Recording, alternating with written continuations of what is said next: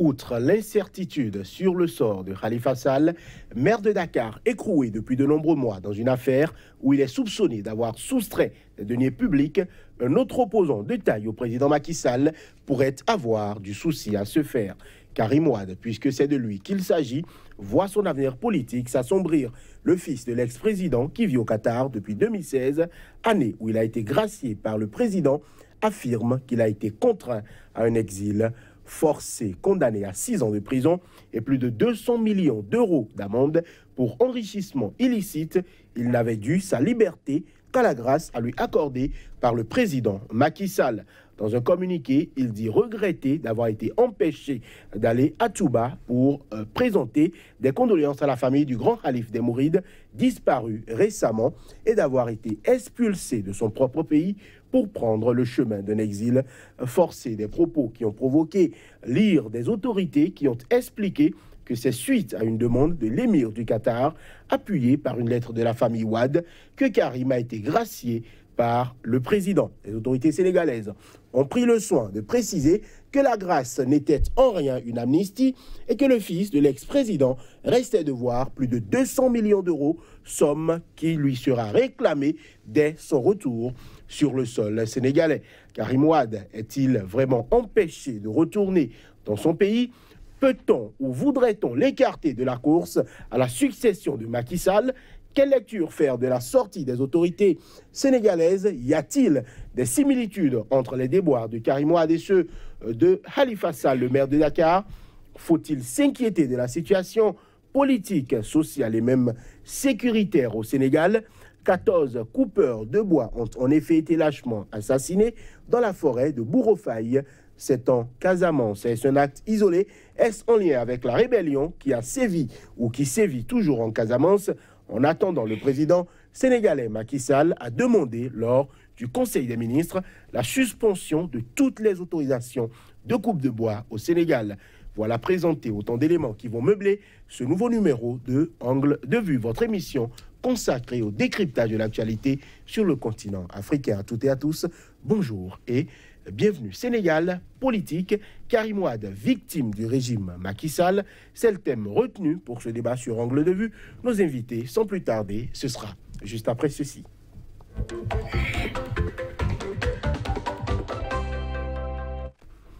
Aimé Tchefa, bonjour. Bonjour. Un sociologue, vous êtes expert en stratégie de développement. Merci d'être sur ce plateau. Face à vous, Lamine Sissé, bonjour. Bonjour. Écrivain, vous êtes expert en communication politique. Vous êtes sénégalais, je précise à tous nos invités. Messieurs, nous avons suivi l'actualité au Sénégal. Nous avons appris quelque chose, nous sommes quelque peu surpris. Depuis le Qatar où il réside, depuis 2016, Karim Wade dit avoir été contraint à l'exil. Lamine Sissé, est-ce que vous croyez déjà à cette version? Enfin, Karim l'a dit dès le départ. Il a dit dès le départ qu'il ne savait rien de l'accord qui a été fait. D'ailleurs, les gens ont galvaudé un peu le texte qu'il a écrit pour présenter les condoléances au calife général des Mourides. Il n'a pas dit qu'il voulait venir présenter ses condoléances et il a été contraint de ne pas y venir. Il a dit que quand il sortait de prison, il voulait aller là-bas saluer Très bien. Le chef des Mourides avant de partir. Avant de partir, et il a été empêché. Oui. Et donc, il a été mis en exil forcé. Mais les accords de cet exil-là, lui, il ignorait parce qu'il a refusé. Évidemment, c'est le marabout qui a même envoyé ses enfants pour dire à Karim de partir. Il a sa bénédiction. Il va revenir, mais pour le moment, il n'a qu'à partir. Bon, peut-être que c'est des accords qui sont faits dans les coulisses, que nous ignorons. Maintenant, Karim déplore cela aujourd'hui pour dire que, bon, parce qu'il n'a pas été au centre de ces accords-là. Vous savez, l'amnistie, n'importe quelle personne peut demander la grâce présidentielle pour quelqu'un d'autre, même si ce n'est pas de la famille. Mais Karim a dit, lui, qu'il ne va jamais demander la grâce. Parce que ce dont on l'accuse, il n'est pas coupable. Voilà.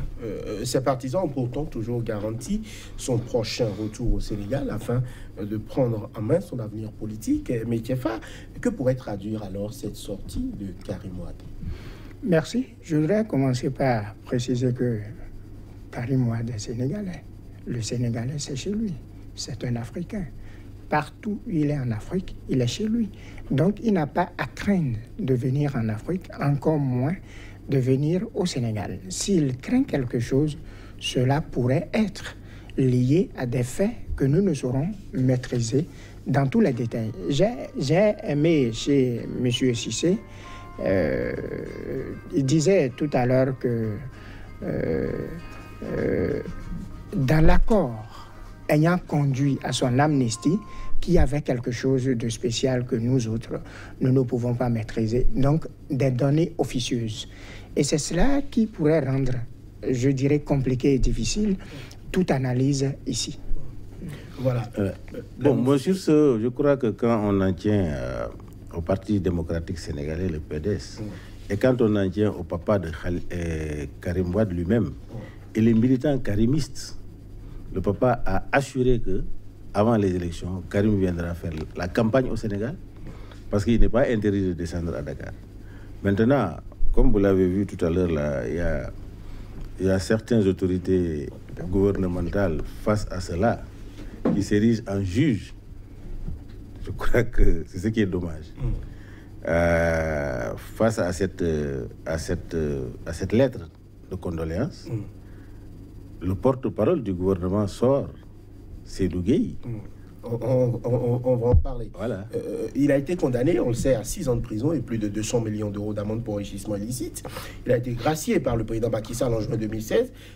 Pourquoi n'avoir pas choisi de purger entièrement sa peine, puisqu'on sait qu'il a été condamné à 6 ans de prison et qu'il avait déjà purgé quelques 3 ans de cette peine-là? Pourquoi n'avoir pas choisi de finir de la purger aujourd'hui? Parce qu'il y a une sorte d'amalgame qui aujourd'hui est entretenu. Est-ce qu'il a le droit de rentrer? Est-ce qu'il n'a pas le droit de rentrer? Est-ce qu'il pourrait être poursuivi? Est-ce qu'on ne devrait pas le poursuivre?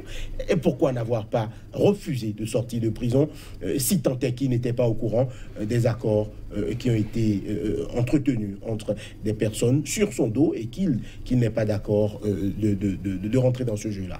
Vous posez des questions très intéressantes qui ne feraient qu'intéresser tout chercheur de vérité. En fait, n'oubliez pas que nous sommes en politique. Un jeu qui se définit, disons, par plusieurs réalités, où il s'agit d'interférences de stratégie. Karim Wade, c'est pas moi qui le dis, au Sénégal, il est souvent appelé ministre du ciel, de la terre et de la mer. Donc vous voyez déjà l'envergure de son pouvoir. À l'époque, il était ministre d'État, il cumulait plusieurs départements et gérait. Je crois que même si vous dites à ma grand-mère que la gestion de Karim Wade a été catholique et qu'on ne lui reprochait rien à tout point de vue, je crois que même des morts dans leur tombe s'en retourneront. Ceci est un fait. Maintenant, il reste à ce que cela soit prouvé. Et je crois qu'une cour pourrait le prouver. Cela a donné lieu à un procès. Et il a été condamné. Par rapport au reste, c'est à lui de faire le choix d'une stratégie. Et n'oubliez pas, nous sommes en politique. Donc, lorsque vous choisissez une stratégie, vous l'assumez. Et lorsque le politique définit une stratégie, en définitive, c'est le pouvoir qui le préoccupe. Qu'il soit partisan ou non, d'accord noué avec ou sans son consentement, le fait est qu'il a fini par bénéficier de la grâce présidentielle. Et qui plus est, c'est suite à une lettre de l'émir du Qatar, appuyée par une requête de la famille Wade, et lui, il n'était mêlé à rien de tout ça. Mais il a bénéficié de ça. Il n'a pas voulu continuer par trimer un peu en prison, au regard des faits suffisamment graves qui lui sont reprochés. Dites-moi, quelle logique humaine, préoccupée par la justice et la recherche de la vérité, pourrait accepter de pareilles allégations? Je crois qu'il faut relever, il y a l'amalgame quelque part là. Karim n'est pas condamné par sa gestion au niveau des ministères. Hein. Tous les corps de contrôle de l'État l'ont blanchi. Ce n'est pas un détournement de fonds publics. Hein. La CRI l'a condamné, la ministre. Oui, mais c'est l'enrichissement illicite. Ce n'est pas dans la gestion, dans sa fonction dont il est question. Non, non, non. Tous les ministères, tous les corps de contrôle, Karim, son bilan est propre à ce niveau-là. Qu'appelle-t-on enrichissement illicite? Voilà, c'est ça le problème fondamental. On dit, bon, tu as une maison ici, comment tu l'as reçue? Ou bien tu as une veste qui coûte 10 000 francs, comment tu l'as reçue? Tu dis c'est M. Johannes qui m'a donné, on te dit non, il n'y a pas donné. Il faut prouver. Ils ont même pris les maisons de son papa, le président Wade. Les maisons qu'il a eues avant que Karim soit né, ils ont confisqué. Même les bijoux de sa femme ont été confisqués. Mais ils ont retourné finalement les maisons du papa, etc. etc. Mais ils n'ont pas trouvé 5 francs, ni un bien immobilier qui appartient à Karim. Jusqu'à présent, il n'y en a pas. Ils ont pris tous ses amis, les Bibo Bourgi, les amis qui étaient des riches commerçants. Ils ont arrêté pour dire que ils ont fait un écran, les biens appartiennent à Karim. Ceux-là ont apporté avec des titres fonciers leurs biens. Ils ont dit non, non, non, ça ne vous appartient pas, c'est pour Karim. Mais Karim, en réalité, a été, c'est-à-dire victime d'une cavale politique, c'est tout. Voilà, donc cavale politique. Cavale politique, ce n'est pas un jugement pour dire que c'est dans la gestion des ministères dont il a été... Non, non, non, non, non. À ce niveau-là, personne ne peut le dire. Tous les corps de contrôle de l'État au Sénégal sont unanimes là-dessus, le bilan est propre. Maintenant, on dit enrichissement illicite. Ils ont listé 25 personnes qui doivent être poursuivies, c'est Karim seul qui est poursuivi. Tous les autres sont derrière Macky Sall, ils travaillent avec eux. C'est ça la réalité. Donc il faut aller au fond du dossier pour savoir Karim est victime de quoi en réalité. Son papa est venu pendant les législatives. Son papa a dit, jusqu'à présent, ils n'ont qu'à me dire ce que mon fils a détourné. Ils n'ont qu'à amener une seule preuve du détournement de Karim Wade. Il n'y en a pas. Voilà. Ça n'existe pas. Mais ce sont les propos de Maître Abdoulaye Wade, qui est un animal politique à nul autre enseigne. Non, non, je dis, il le dit au Sénégal et il le dit sur le plan international. Nous avons saisi ils ont saisi la CEDEAO, ils ont saisi les Nations Unies,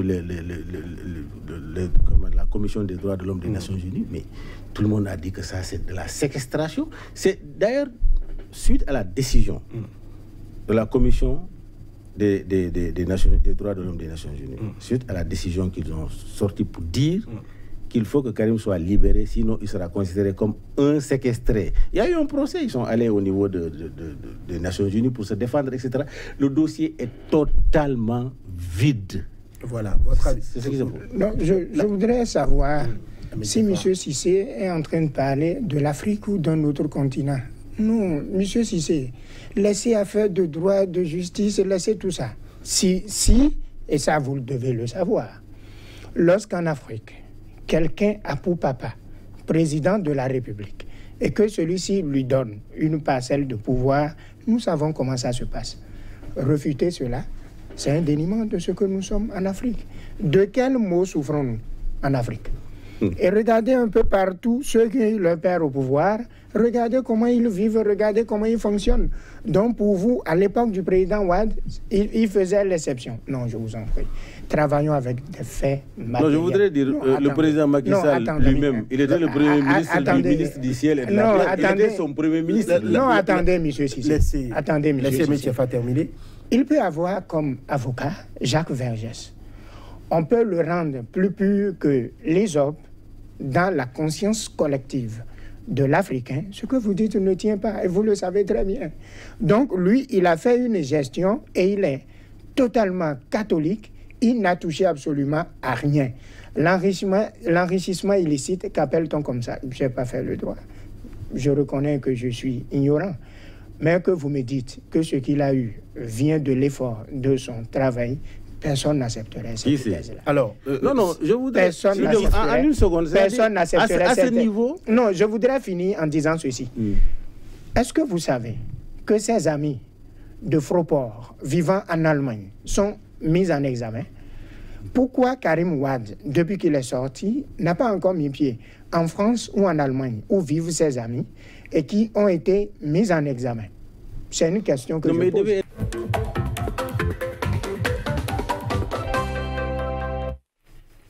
Et sur ce plateau, d'abord, Élisée Ribella Belladjovi, bonjour. Bonjour Johannes Toanou, chers téléspectateurs, bonjour. Vous êtes journaliste internationaliste, vous êtes également écrivain, auteur notamment de La diplomatie béninoise à l'ère du changement et ainsi croit-il mon carnet de voyage sur l'As Cotonou-Beijing et 40 ans après, face à vous, aujourd'hui, Kémy Séba, bonjour. Bonjour mon cher frère. Vous êtes président de l'ONG Urgence panafricaniste, vous êtes également écrivain, entre autres on peut citer L'Afrique libre ou la mort, c'est votre dernier ouvrage. Avant cela, il y avait eu Supra-négritude, il y a aussi eu Black Nihilisme. Kémy Séba, qu'est-ce qui explique de votre entendement les feux nourris que tirent les personnalités françaises que sont, par exemple, le ministre des Affaires étrangères et son homologue des armées? Je pense qu'il n'y a pas besoin de faire maths sup ou maths spé pour comprendre et constater que pendant des années, la France a vu la Centrafrique être son véritable précaré, sa bijouterie, être son terrain de jeu, où elle a pu monter les ethnies les unes contre les autres, créer un climat de chaos et se servir de ce climat de chaos, pour, toujours dans cette stratégie politique de diversion, pour par la suite pouvoir se nourrir dans les ressources du pays, des ressources qui ne bénéficient pas aux populations locales, mais qui ont bénéficié pendant des années à l'oligarchie occidentale et à l'oligarchie française avec plus de précision. L'arrivée de la Russie a déstabilisé cette stratégie. Je sais que certaines personnes s'opposent à ça, notamment celles qui sont cooptées par la France, qui aiment présenter la Russie comme l'entité méchante, mauvaise, qui vient piller les ressources, etc. Comme si, avant que la Russie arrive, la France elle-même était la gardienne des valeurs et de la souveraineté centrafricaine. La France a réussi à faire en sorte que ce pays est devenu un cimetière à ciel ouvert, à monter, à créer des conflits interreligieux qui n'existaient pas auparavant entre des chrétiens et des musulmans, alors que dans les familles centrafricaines, il y a des chrétiens et des musulmans dans une même famille, ça n'a jamais été un problème, mais la France a exacerbé ces tensions, et maintenant qu'une entité exogène qui n'est pas parfaite, parce qu'on va être très clair, la Russie ne doit être le messie de personne, cette nation n'est certainement pas la mienne, en tout cas en tant que telle, mais je constate une chose, c'est que partout où elle est allée, de la même façon qu'en Syrie, elle a réussi à sécuriser le processus de souveraineté de Bachar al-Assad, en Centrafrique, elle a mis fin, elle est en train, pas complètement, mais elle est en train de mettre progressivement fin au conflit. Elle a une méthodologie qui n'est pas une méthodologie sucrée, c'est pas une méthodologie non violente, c'est le moins qu'on puisse dire, mais sa démarche fait en sorte aujourd'hui de pouvoir stabiliser beaucoup plus le pays, et ça gêne tous les candidats politiques qui sont soutenus par la France, parce qu'il y en a beaucoup en Centrafrique qui mangent dans la gamelle de la France et qui donc diabolisent la Russie et disent mieux vaut la France, d'accord, que la méchante Russie. Mais seuls les abrutis, d'accord, ne comprendront pas ce qui est en train de se dérouler dans cette situation. Camille Seba, vous parlez de politique qui serait en train de manger dans la main de la France. Est-ce que Élisée Ribera-Belladiovi est-il entendu ça et là depuis peu, ou encore la destitution d'Abdel Karim Mekassoua, ex-président donc de l'Assemblée nationale, peuvent être liés à tout ceci?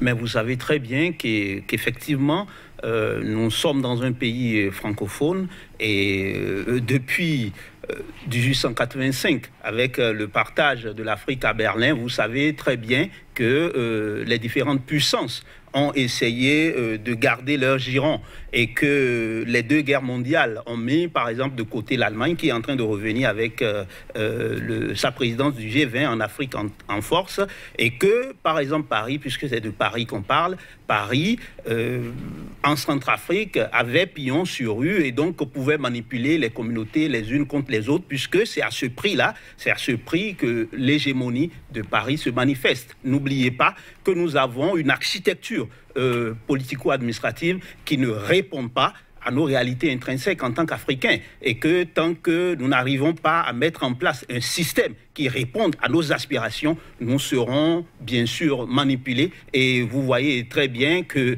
ce qui est en jeu, c'est bien évidemment les richesses du sous-sol de la Centrafrique, et que par exemple à côté au Cameroun, vous savez que le même problème se pose quand depuis 2009 le président Paul Biya, on peut l'aimer ou ne pas l'aimer, avec ses 36 ans de pouvoir, a décidé alors de rompre le statu quo, ce qui est arrivé. C'est la même chose qui se passe en Centrafrique aujourd'hui avec la Russie qui aide militairement en termes d'accompagnement défense et sécurité à vraiment amener une certaine sécurité en Centrafrique. Et puis ça ne fait pas plaisir à Paris, puisque Paris ne peut plus faire ce qu'il veut. Et donc, vous comprenez très bien que ça amène les autorités du côté de la France à réagir comme ça se passe. On sait très bien que la Russie n'est pas un messie. Je suis complètement d'accord avec Émile Seba sur cet aspect, mais qu'actuellement,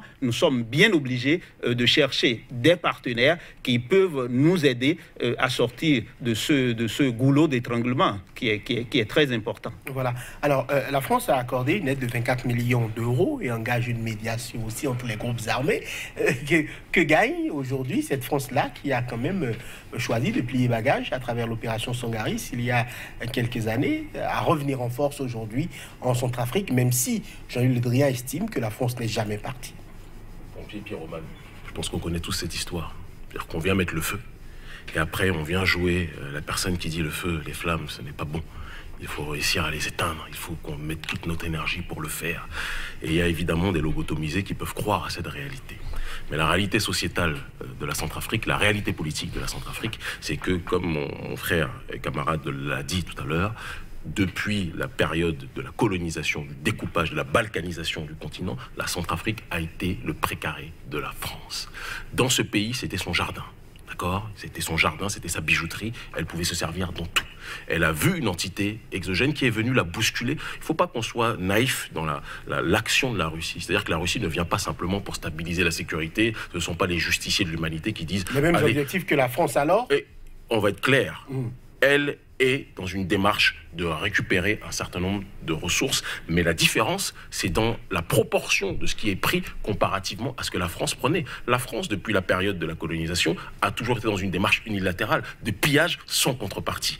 La Russie arrive, forme l'armée centrafricaine, c'est quelque chose que personne ne peut nier, d'accord, stabilise le terrain, ce que la France n'a pas fait, puisque la France a mis le feu à ce terrain-là, et en échange, prend des marchés, comme elle le fait en Syrie. La Russie fait la même chose. Elle ne vient pas pour les beaux yeux de Bachar al-Assad et de sa femme. Elle vient aussi parce qu'en échange de la stabilisation du pays, elle a une densification par rapport aux bases militaires, elle a accès à un certain nombre de ressources, elle a fait cette chose-là à différents endroits, elle fait cette méthodologie-là aujourd'hui en Centrafrique en s'appuyant sur un processus politique explicite qui s'appelle le droit au souverainisme.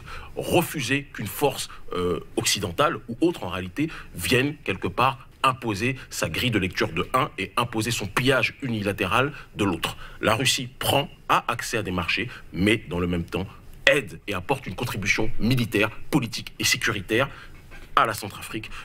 Ça ne peut pas être pire que le chaos qui a été connu auparavant par la France, qui a été effectué par la France, sauf pour les personnes qui sont payées par cette même France, évidemment. Élisée Bella-Bella-Diovi, est-ce que, selon vous, l'une de ces puissances occidentales-là est vraiment mieux que l'autre? Est-ce que ce n'est pas juste déplacer le problème que de quitter la France pour la Russie? Parce qu'il ne faut pas oublier qu'aujourd'hui, le président Touadéra est gardé par des Russes.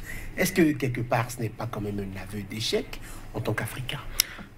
Ah non, vous savez très bien qu'il y a ce qu'on appelle en géopolitique la contradiction principale et des contradictions secondaires. Lorsque vous voyez une puissance qui, pendant un centenaire, vous a mis à genoux, et qu'une autre puissance vient, même si vous savez très bien que cette puissance ne vient pas pour faire de la philanthropie, mais que les bases sont très claires. Je vous aide à vous sécuriser, je forme vos militaires, je vous donne les matériels, la logistique nécessaire pour vous sécuriser, et en retour, nous discutons par rapport aux richesses du sous-sol, ce que vous pouvez nous donner. C'est mieux que prendre tout, avoir pignon sur rue et ne rien laisser. Pire, créer une situation, le chaos contrôlé, comme on le dit dans le jargon géopolitique. Donc, dans ces conditions, je peux vous dire clairement, en attendant qu'en tant qu'Africains, nous retrouvons un système qui réponde vraiment à nos réalités intrinsèques et que nous nous mettons ensemble pour construire une Afrique forte. En attendant, nous avons besoin alors de construire des partenariats avec notamment des pays émergents, notamment les BRICS, dont fait partie la Russie, que ce soit au niveau de l'économie, que ce soit au niveau de la sécurité, pour faire face au même ennemi, puisque l'ennemi commun, c'est l'Occident. Voilà. Camille Seba. Je veux juste rajouter un point qu'on a tendance à volontairement oublier. La Russie est quasiment un État-nation. C'est-à-dire qu'un État-continent, excusez-moi. C'est-à-dire que dans ce pays, il y a des ressources incommensurables en termes de ressources minières que la France n'a pas.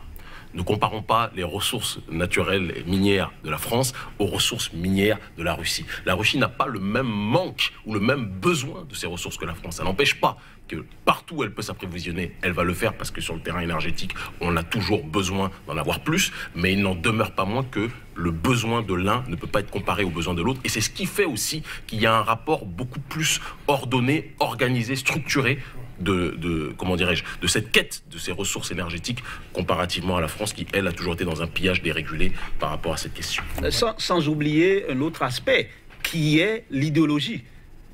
l'idéologie. Nous avons eu une Russie communiste, quel que soit ce qu'on peut en dire, même s'il y a eu l'effondrement du bloc soviétique, la pensée, c'est qu'il faudrait travailler pour le peuple. Et donc, dans ce sens, quel que soit comment la Russie, dans ce partenariat avec l'Afrique, les pays africains, va rechercher ses intérêts, il y a quand même cette idéologie qui ne peut pas partir du jour au lendemain. Donc, je pense concrètement que la vision qui amène quelqu'un à agir avec vous est très important à apprécier. Or, on sent que l'Occident estime que nous sommes là juste pour être des pourvoyeurs de matières premières et consommateurs de ressources, de produits manufacturés, alors qu'avec la Russie, sans que cela ne soit de la philanthropie, ils savent très bien qu'il faut commercer, il faut échanger, il faut prendre pour recevoir. Et donc, l'idéologie qui sous-tend l'action est aussi quelque chose de très important à apprécier. Voilà. Même si le communisme, aujourd'hui, on ne va pas dire que c'est présent en Russie. Tournée africaine du prince Charles, en Afrique de l'Ouest notamment, est-ce qu'il y a des non-dits selon vous?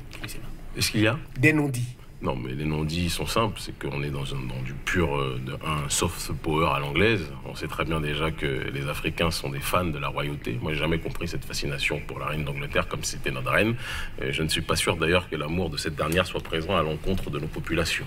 Mais on est un peuple de royauté, originellement parlant, et donc par conséquent, on est très sensible sur cette question. Et on sait très bien que la Grande-Bretagne aujourd'hui est en perte de vitesse sur bon nombre de points. Il y a une montée des peuples en termes de contestation vis-à-vis de ce processus du Commonwealth en tant que tel. Et revenir faire une opération séduction, on parle du prince Charles, on oublie une chose, c'est que son fils, il n'y a pas longtemps, lui aussi venu dans différents pays d'Afrique avec sa femme afrodescendante. C'était encore plus pratique pour faire cette démarche-là, et toujours pour être dans cette logique séduction. L'Angleterre a très bien compris, beaucoup plus compris la psychologie de l'Africain. En l'occurrence, l'Afrique anglophone est très différente, c'est vrai, de l'Afrique francophone, mais a compris la psychologie de l'Africain bien plus que la France, qui, elle, est venue apposer son schéma, là où l'Angleterre essaie peut-être de s'adapter un peu plus à la mentalité des populations, ce qui n'empêche en rien qu'un néocolonialisme se fasse aussi sur ce terrain-là.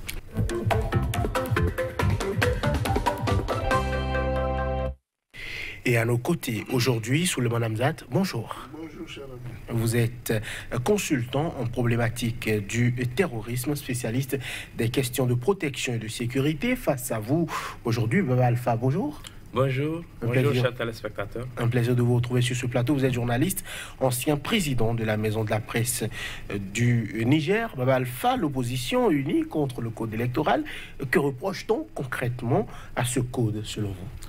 Ce qui est reproché à ce code électoral, c'est que c'est un code électoral élaboré pour disqualifier un certain nombre d'acteurs politiques redoutés par le pouvoir de Issoufou Mahamadou.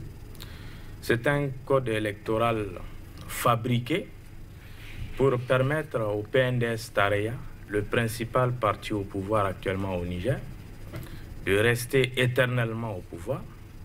De par la composition que prévoit ce code de la CENI, on a l'impression que la Commission électorale nationale indépendante du Niger pour les élections à venir sera essentiellement constituée des cadres du PNDS Tareya nommés à des postes techniques au niveau du ministère de l'Intérieur.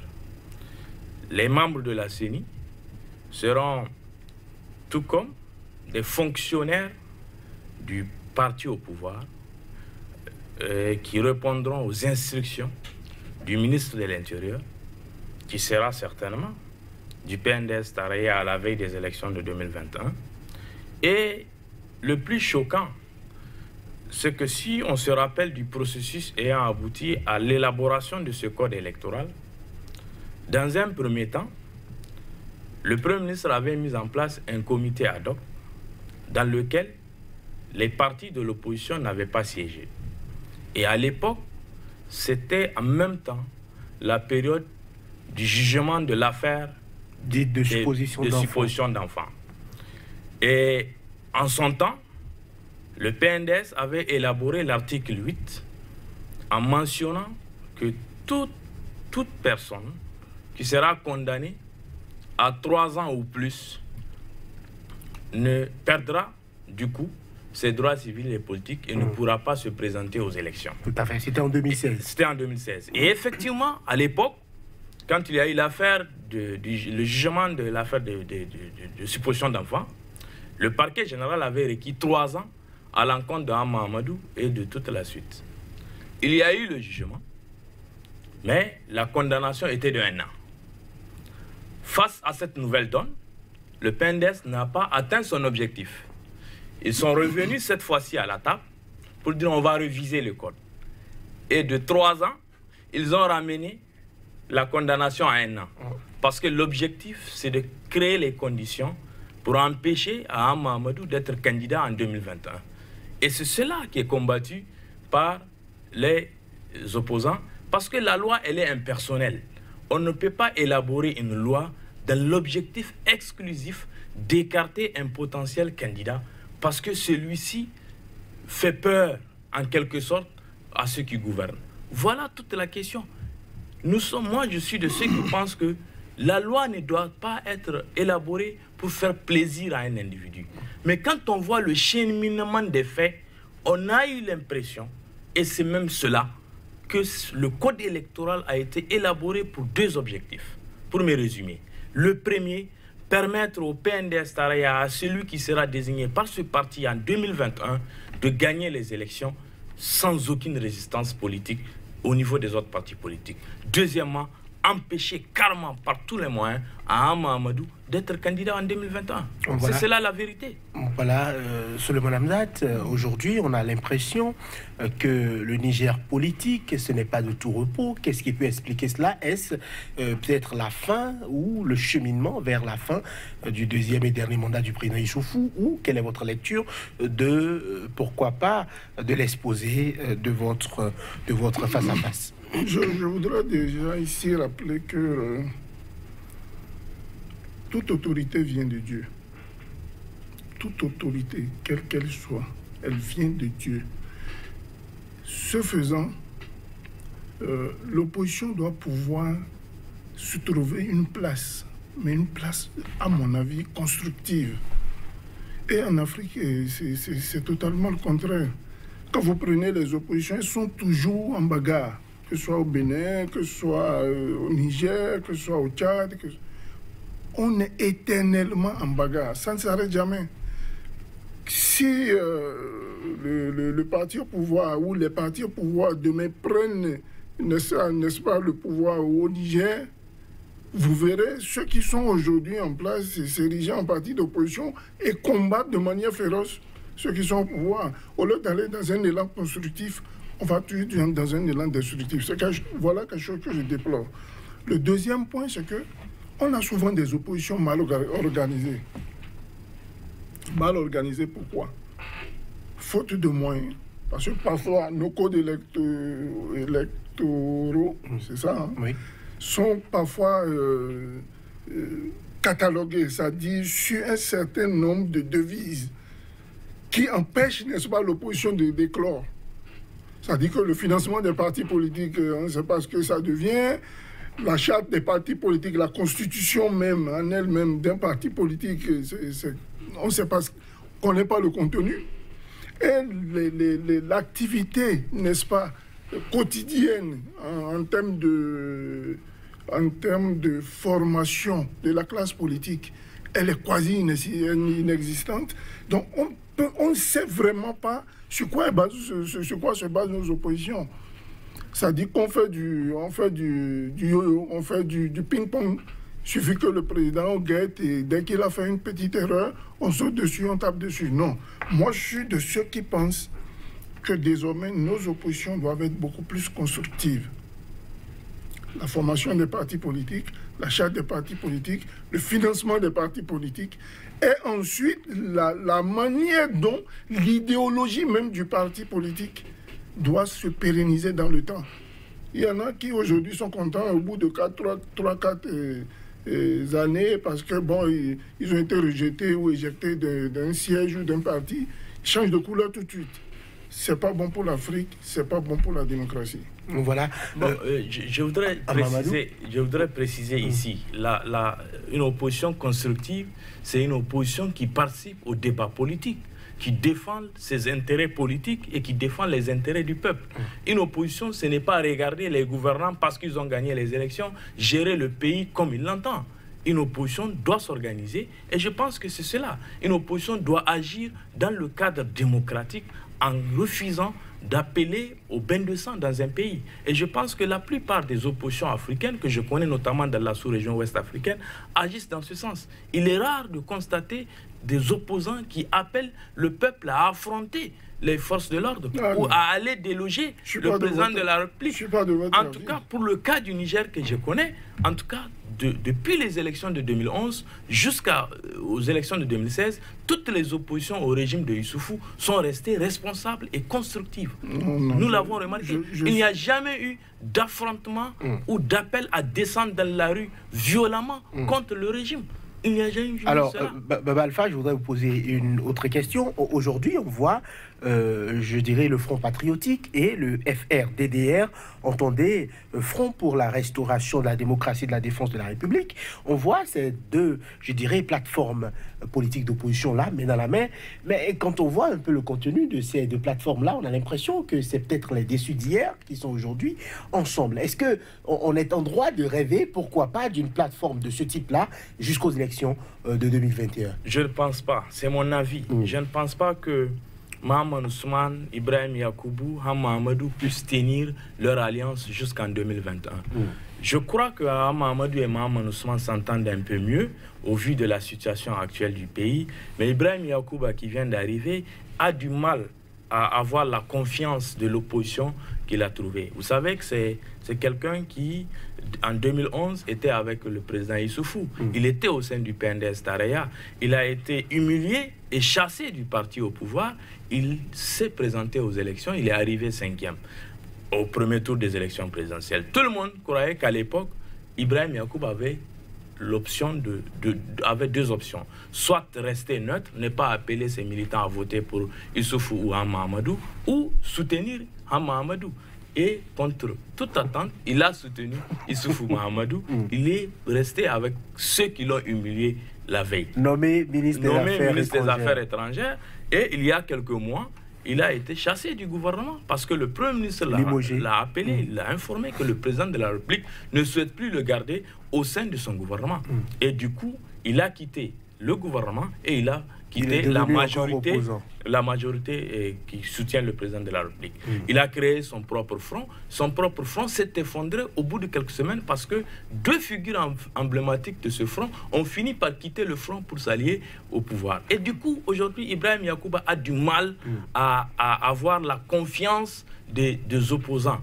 Et tout le monde pense qu'il roule pour quelqu'un. Mais il se défend. Et il se défend bien, moi je pense. Il a dit à plusieurs reprises qu'il n'a pas de directeur de conscience et que son combat aujourd'hui, c'est pour dans l'intérêt de la nation nigérienne, pour créer une sorte de rupture. Est-ce que vous y croyez? Bon, vous savez, c'est quelqu'un que j'ai connu très tôt. Vraiment, je l'ai connu en tout cas très tôt pour moi, pas pour lui. Et je croyais en lui. Mais il a eu des choix assez compliqué et assez discutable à un certain moment de sa carrière politique. Mais bon, s'il estime qu'il a changé, qu'il doit agir dans le sens de maîtriser vraiment ses choix politiques, je pense qu'on peut le croire, mais il a du mal à la date d'aujourd'hui à s'imposer comme un véritable opposant au régime Issoufou Mahamadou. Voilà, Souleymane Hamzat, est-ce que dans ces conditions-là, est-ce que cette opposition-là peut, je dirais, se faire entendre et avoir une certaine cohésion, notamment par rapport au rapport de force qui s'installe ou qui est essentiel à toute démocratie? De mon observation, les oppositions africaines en général, dans tous nos États, sont souvent d'accord sur leurs désaccords. Faites le tour, vous verrez. Même ici, chez nous au Bénin, on se réunit, on s'entend. Vous voyez ce qui se passe au Congo?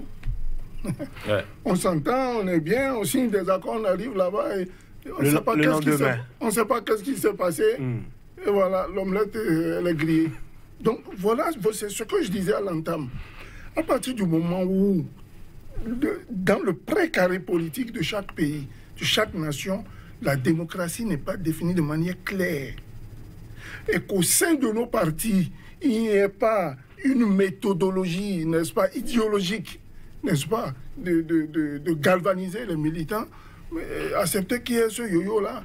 Vous verrez, il a dit, il vient de le dire qu'il n'est pas sûr que les leaders de l'opposition tiendront jusqu'à 2021. Et c'est ce qui va se passer. Parce que là, même à la veille des élections, vous voyez, l'opposition se déchirait. Chacun tire sur la ficelle pour avoir le maximum. Le cas au Bénin, vous voyez ce qui se passe dans le PRD. Pourtant, ils sont ensemble. Donc, le PRD n'est pas de l'opposition. Et pour ceux qui sont de l'opposition, ça veut dire que c'est encore pire. Donc, il faudra, à mon avis, que les oppositions africaines se prennent au sérieux. On a souvent été déçus de nos leaders politiques. Ce sont des gens qui sont là que pour le profit. Ils pensent qu'à eux.